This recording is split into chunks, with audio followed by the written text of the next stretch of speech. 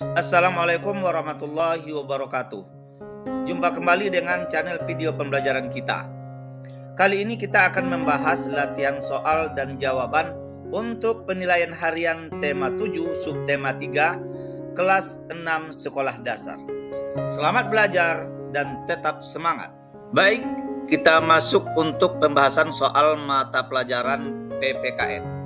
Soal yang pertama, berikut ini yang bukan nilai-nilai yang terkandung dalam sila kelima Pancasila adalah A. Selalu semangat bekerja, B. Mengutamakan kepentingan sendiri, C. Menghargai hasil karya orang lain, dan D. Sikap adil terhadap sesama. Jawaban yang benar untuk soal ini adalah B, yaitu mengutamakan kepentingan sendiri. Karena ini bukan termasuk nilai-nilai yang terkandung dalam sila kelima Pancasila. Berikutnya soal yang kedua, menjaga keseimbangan antara hak dan kewajiban merupakan salah satu nilai Pancasila yang terkandung dalam sila ke A. Sila kedua, B. Sila ketiga, C. Sila keempat, dan D. Sila kelima. Jawaban yang benar adalah D, yaitu sila kelima. Karena menjaga keseimbangan antara hak dan kewajiban merupakan salah satu nilai yang terkandung dalam sila kelima Pancasila. Selanjutnya soal yang ketiga, kegiatan yang membangun gotong royong, musyawarah, dan semangat kekeluargaan memiliki nilai-nilai titik-titik. A. Keadilan sosial, B. Keberadaban, C. Kemanusiaan, dan D. Bekerja keras. Jawaban yang benar adalah A, yaitu memiliki nilai-nilai keadilan sosial. Berikutnya soal yang keempat. Setiap manusia tidak bisa hidup sendiri di dunia ini. Setiap orang saling membutuhkan. Sehingga kita sebagai manusia harus titik-titik. A. Bersaing menjadi yang terkuat. B. Mampu mengatur kebutuhan orang lain. C. Menguasai sumber daya alam. Dan D. Bersedia gotong royong dalam kehidupan. Jawaban yang benar adalah D, yaitu sebagai manusia kita harus bersedia gotong royong dalam kehidupan. Selanjutnya soal yang kelima untuk mata pelajaran PPKN. Kita semua adalah pemimpin. Kita harus bisa memimpin diri sendiri. Contoh dari hal tersebut adalah A. Dapat selalu menang dalam berkelahi. B. Mampu membuat orang lain menjadi takut. C. Bersedia mematuhi aturan jika dibayar. Dan D. Dapat mengatur waktu dengan baik. Jawaban yang benar adalah D, yaitu dapat mengatur waktu dengan baik. Baik, kita lanjutkan untuk pembahasan soal mata pelajaran bahasa Indonesia.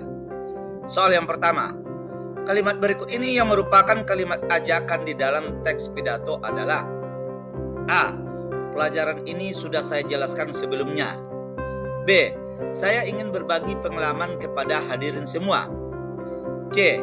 Mari belajar menjadi pemimpin yang baik. D. Jangan membuang sampah sembarangan. Jawaban yang benar adalah C, yaitu mari belajar menjadi pemimpin yang baik. Soal berikutnya, soal yang kedua. Di bawah ini salah satu yang merupakan ciri teks pidato adalah A. Terdapat kalimat ajakan. B. Banyak berisi kalimat tanya. C. Mengandung kalimat yang menjelek-jelekkan orang lain. Dan D. Terdapat tulisan dan gambar. Jawaban yang benar adalah A, yaitu terdapat kalimat ajakan. Soal berikutnya. Berikut ini yang merupakan contoh bagian dari inti teks pidato adalah A. Selamat siang Bapak Ibu yang saya hormati. B. Terima kasih atas perhatian dan waktu yang diberikan. C. Demikian yang dapat saya sampaikan pada kesempatan ini. D. Tiap-tiap manusia adalah pemimpin yang memimpin hati kita. Jawaban yang benar adalah D, yaitu tiap-tiap manusia adalah pemimpin yang memimpin hati kita. Selanjutnya soal yang keempat. Perhatikan teks pidato berikut. Bapak dan Ibu guru serta seluruh karyawan SD Palapa yang saya hormati. Tidak terasa sudah 1 tahun saya menjalankan kepercayaan dari Bapak dan Ibu untuk memimpin koperasi karyawan kita. Sudah beberapa tahun kita bersama-sama merasakan manfaat organisasi kecil kita ini. Perlu kita ingat kembali bahwa tujuan mendirikan koperasi bukan untuk mencari keuntungan. Koperasi karyawan kita dirikan untuk meningkatkan kesejahteraan bersama. Semua anggota memiliki kesempatan yang sama untuk menikmati hasil atas berkembangnya usaha bersama ini. Berdasarkan isi teks pidato tersebut, maka diketahui bahwa yang menyampaikan pidato adalah A. Kepala sekolah, B. Ketua pemuda, C. Kepala desa, dan D. Ketua koperasi karyawan. Jawaban yang benar adalah D, yaitu berdasarkan isi teks pidato tersebut, maka diketahui bahwa yang menyampaikan pidato adalah Ketua koperasi karyawan. Berikutnya soal yang kelima, perhatikan kalimat teks pidato berikut. Kepala SD Tambak Romo yang saya hormati, Bapak dan Ibu guru semua yang saya hormati, serta seluruh siswa dan siswi SD Tambak Romo yang saya sayangi dan saya banggakan. Kalimat-kalimat tersebut adalah bagian dari pembukaan pidato yang berisi tentang A.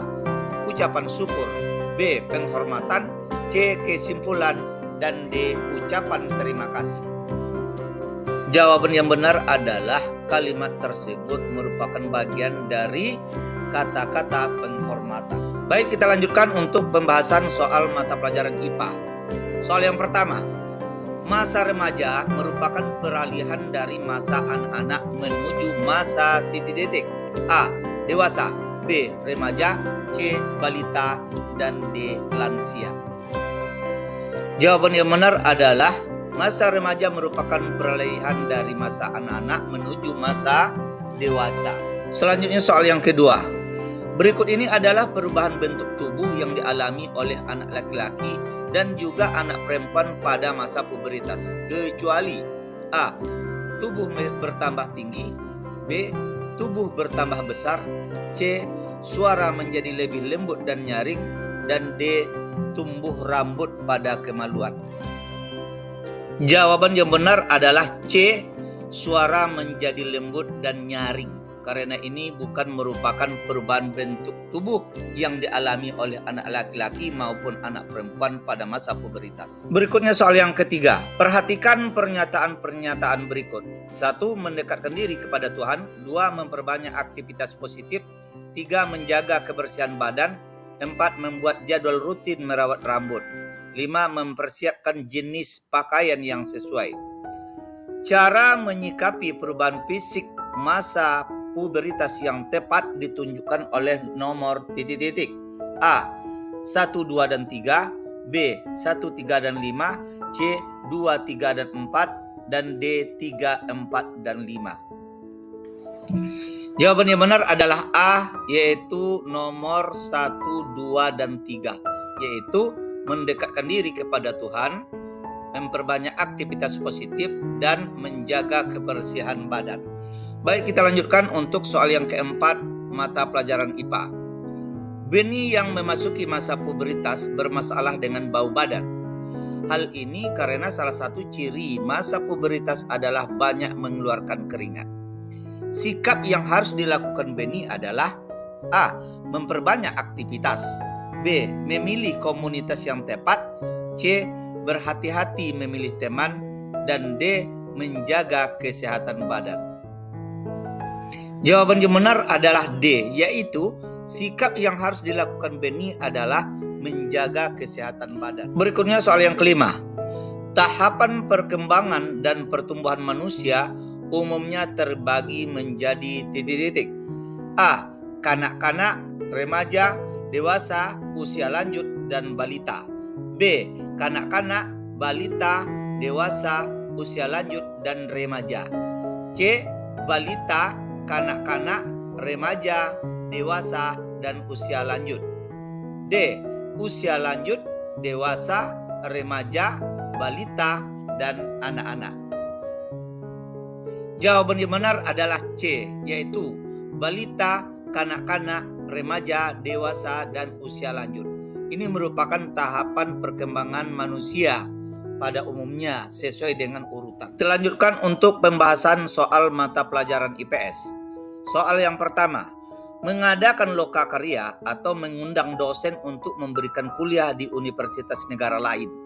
Ini merupakan bentuk kerjasama antar negara ASEAN di bidang titik-titik. A.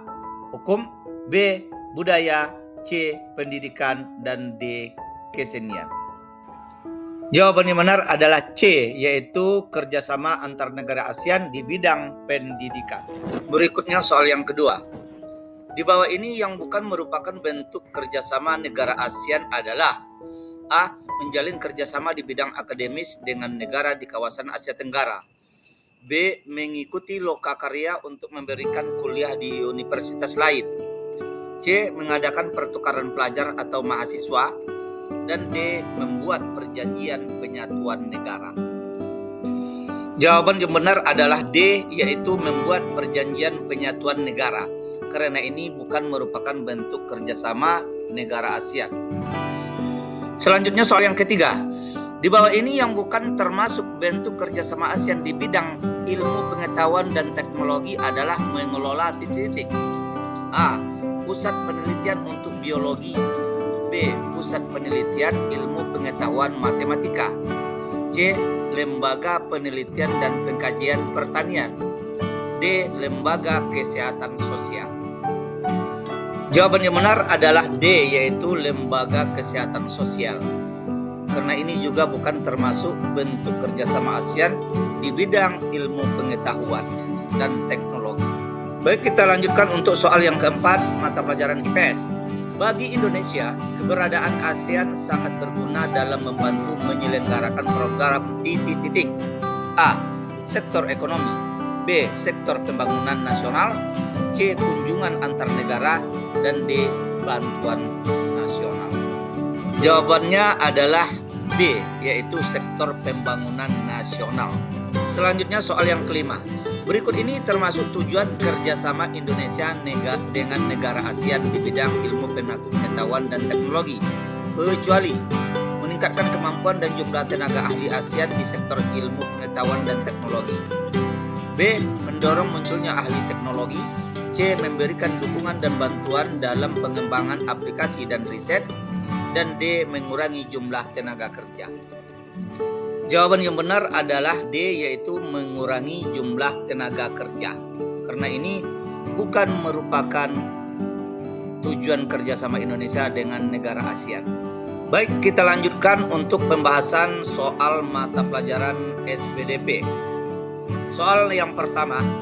Teknik yang dipakai untuk membuat patung dengan bahan keras adalah dengan teknik titik-titik. A. Pahat. B. Usir. C. Cetak.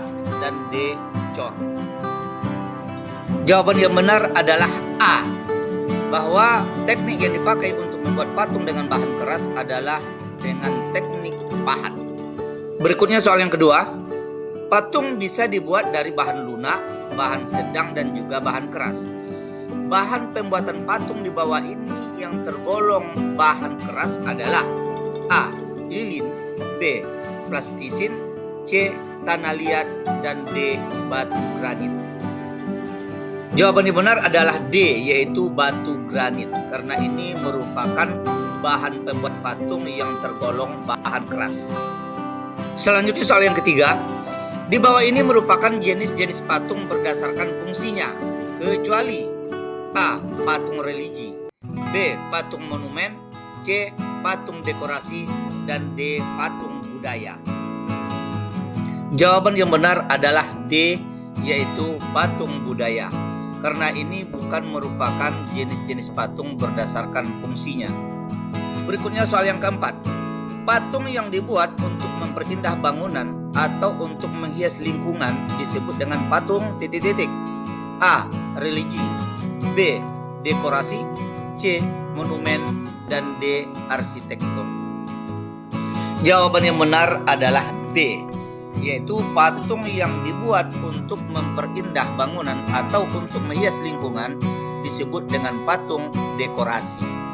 Berikutnya soal yang kelima untuk mata pelajaran SPDP.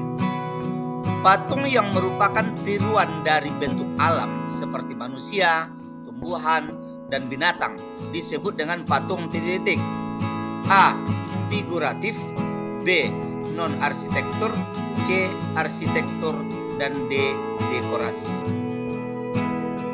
Jawaban yang benar adalah A, yaitu patung yang merupakan tiruan dari bentuk alam disebut dengan patung figuratif. Demikian video pembelajaran ini, semoga bisa memberi manfaat bagi kita semua. Terima kasih atas dukungannya, sampai jumpa pada video pembelajaran yang akan datang. Tetap semangat belajar, jangan lupa like, komen, dan subscribe.